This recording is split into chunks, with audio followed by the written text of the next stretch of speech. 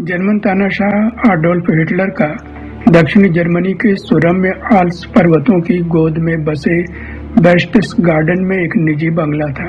बंगले का नाम था बेर्गहोफ। जब कभी वह अपने इस बंगले में होता था, तब उसके लिए भोजन पास के ही एक अस्पताल की रसोई से आया करता था। 1944 की वसंत ऋतु थी। हिटलर एक बार फिर वहीं था। इस बीच कॉन्स्टेंसे मंसियार्ली नाम की एक आकर्षक युवती उस अस्पताल की रसोई में खाना बनाना सीख रही थी। वही हिटलर के लिए भी खाना बनाती थी। हिटलर को उसका बनाया खाना इतना पसंद आने लगा कि उसने कहा वह स्वयं आकर उसे खाना परोसा करे। हिटलर बहुत क्रोधी स्वभाव का था। सभी लोग उससे डरते थे, कॉन्स्टेंसे भी, लेकिन मना भी नहीं कर सकती थी। उन्हीं दिनों पता चला कि हिटलर की मेज पर खाना पहुंचने से पहले जो महिला खाने को चख कर देखती थी कि उसमें कोई जहर वगैरह तो नहीं है, वह शुद्ध आर्य नहीं थी, यहूदी मिश्रण वाली थी। उसकी छुट्टी कर दी गई। हिटलर शुद्ध आर्य उन्हें मानता था जिनकी आंखें नीली, बाल सुनहले और रंग गोरा हो। अतः कॉन्स्टेंसे से संपर्क किया गया। उसने हिटलर की एक टाइपिस्ट क्रिस्टा श्रोएडर से राय ली। श्रोएडर ने उसे यह पेशकश मान लेने की सलाह दी। कॉन्स्टेंसे अच्छी पियानो वादक भी थी।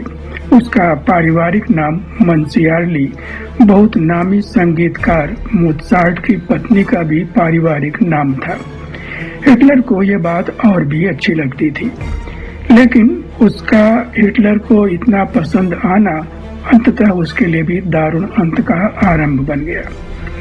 वास्तव में जो कोई हिटलर का नजदीकी बना, उसका बंटाधार ही हुआ। सितंबर 1939 में उसके छेड़े द्वितीय विश्व युद्ध के हर मोर्चे पर जर्मनी जब हारने लगा, तब 16 जनवरी 1945 से वह राइस चांसलरी कहलाने वाले अपने कार्यालय के लॉन में बने 3-3 मीटर मोटी दीवारों वाले भूमिगत बंकर में रहने लगा था। कॉन्स्टेंसे ने 15 अप्रैल 1945 को हिटलर के इसी बंकर में अपना 25वां जन्मदिन मनाया। एक साल से वही हिटलर के लिए खाना बना रही थी। हिटलर का पेट काफी नाजुक था। उसे हाथ कांपने के, पार्किंसंस रोग सहित कई प्रकार के शारीरिक एवं मानसिक कष्ट थे। इसलिए वह पथ्य यानी सादा खाना लिया करता था। कॉन्स्टेंसे के जन्मदिन के 5 दिन बाद 20 अप्रैल को हिटलर ने भी बंकर में ही अपना 56वां जन्मदिन मनाया। 2 दिन बाद 22 अप्रैल को हिटलर ने अपने थल सेनाध्यक्ष जनरल विल्हेल्म काइटल को बुलाकर इच्छा प्रकट की कि वह लड़ाई के अंत तक बर्लिन में ही रहेगा। जर्मन सेना वेयरमाख्त यदि बर्लिन की यानी स्वयं हिटलर की रक्षा नहीं कर पाई और सोवियत रूस के सैनिकों ने बर्लिन पर कब्जा कर लिया, तो वह अपने आप को गोली मार लेगा। हिटलर समझ गया था कि अब उसके पास अधिक समय नहीं है। अपने सारे काम उसे जल्दी ही निपटा देने हैं। अपने मुख्य एडजुटेंट यानी सहायक यूलियस शाउप को उसने आदेश दिया कि वह बर्लिन, म्यूनिख और बेर्गहोफ वाली उसकी निजी तिजोरियों में रखे सारे कागज पत्र जला दे। 23 अप्रैल 1945 के दिन हिटलर को अपने वायुसेना अध्यक्ष राइस मार्शल हेरमन गोरिंग का एक अजीब तार यानी टेलीग्राम मिला। उन दिनों बहुत जरूरी खबरें टेलीग्राम द्वारा ही भेजी जाती थी।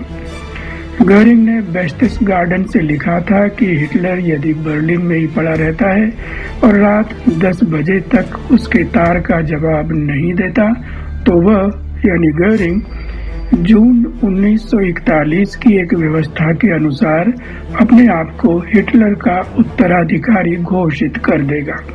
हिटलर ने इसे अपना तख्ता पलटने का षड्यंत्र माना। उसकी नाजी पार्टी का मुखिया मार्टिन बोरमान उसका सबसे भरोसेमंद आदमी हुआ करता था। उसके द्वारा हिटलर ने रेडियो संदेश भिजवाया कि गोरिंग को बर्खास्त कर दिया गया है, उसे तुरंत गिरफ्तार कर लिया जाए। 25 अप्रैल से रूसी सेना ने राजधानी बर्लिन को घेर लिया था। 27 अप्रैल के दिन हिटलर ने तय कर लिया कि वह रूसी सेना के हाथों में पड़ने के बदले आत्महत्या कर लेगा। अगले ही दिन उसे खबर मिली कि उसका डिप्टी हाइनरिश हिमलर जर्मनी के विरोधी मित्र राष्ट्रों के साथ कई महीनों से गोपनीय शांति वार्ताएं कर रहा था। ये विरोधी मित्र राष्ट्र थे अमेरिका, रूस, ब्रिटेन और फ्रांस।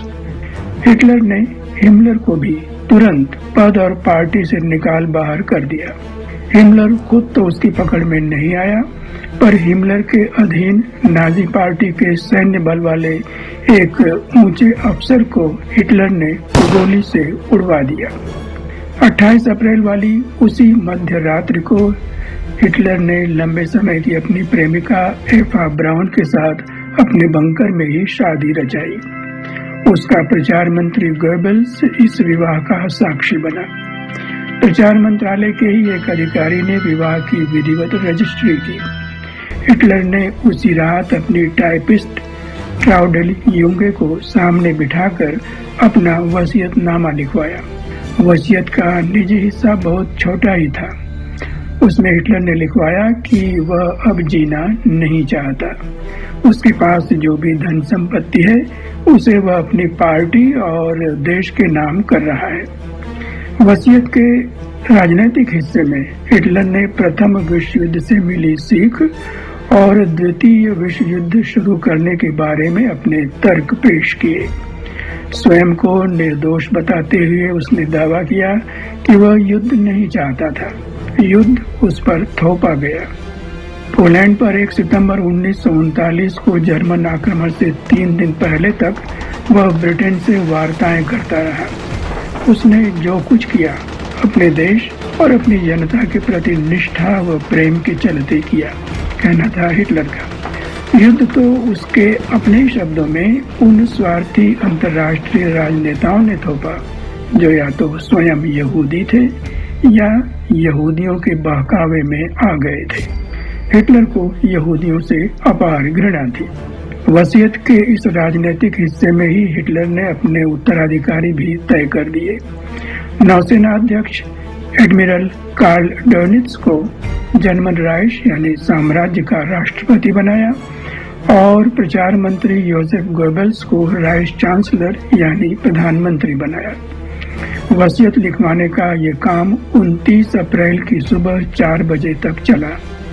वसीयत का अंतिम वाक्य था, मैं राष्ट्र के इन नेताओं को वचनबद्ध करता हूँ कि वे विश्व के जनगण के बीच जहर घोल रहे अंतर्राष्ट्रीय यहूदीवाद के विरुद्ध निष्ठुर प्रतिरोध दिखाने वाले हमारे नस्ली अधिनियमों का पूरी बारीकी से पालन करेंगे। इस वसीयतनामे पर हिटलर के अलावा उसकी नाजी पार्टी के 2 पदाधिकारियों तथा सेना के 2 ऊंचे अफसरों ने हस्ताक्षर किए। 29 अप्रैल 1945 की ही शाम को हिटलर ने सुना कि उसके परम मित्र इटली के तानाशाह बेनितो मुसोलिनी और उसकी प्रेमिका को वहां के कम्युनिस्टों ने मौत के घाट उतार दिया है। मुसोलिनी के शव को जनता द्वारा पीटे जाने के लिए सरेआम लटका दिया गया है। इस खबर से हिटलर हिल गया। आत्महत्या का उसका इरादा और भी पक्का हो गया। बर्लिन पर तब तक 1000 से अधिक बम गिर चुके थे। हिटलर का चांसलर कार्यालय पहले ही ध्वस्त हो चुका था। रूसी सैनिक अपनी तोपों और टैंकों के साथ बर्लिन में पहुंच चुके थे। जर्मन सेना उन्हें रोक नहीं पा रही थी। हिटलर किसी भी हालत में रूसी सैनिकों के हाथ में नहीं पड़ना चाहता था।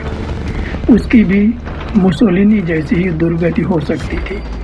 30 अप्रैल की दोपहर हिटलर ने अपनी नाजी पार्टी के प्रमुख मार्टिन बोरमान, अपने टाइपिस्ट ट्राउडेल यूंगे तथा कॉन्स्टेंस मंसियार्डी सहित उन शेष बचे सभी लोगों से विदा ली जो तब तक बंकर में ही थे। सबको आत्महत्या के लिए हिंदी में संखिया और अंग्रेजी में आर्सेनिक कहलाने वाले जहर की छोटी छोटी शीशियां उसने बांटी। सबसे कहा कि जो कोई निजी जोखिम पर बंकर से बाहर जाना चाहता है, जा सकता है। जहर की घातकता हिटलर की अल्सेशियन कुतिया पर पहले ही आजमा ली गई थी।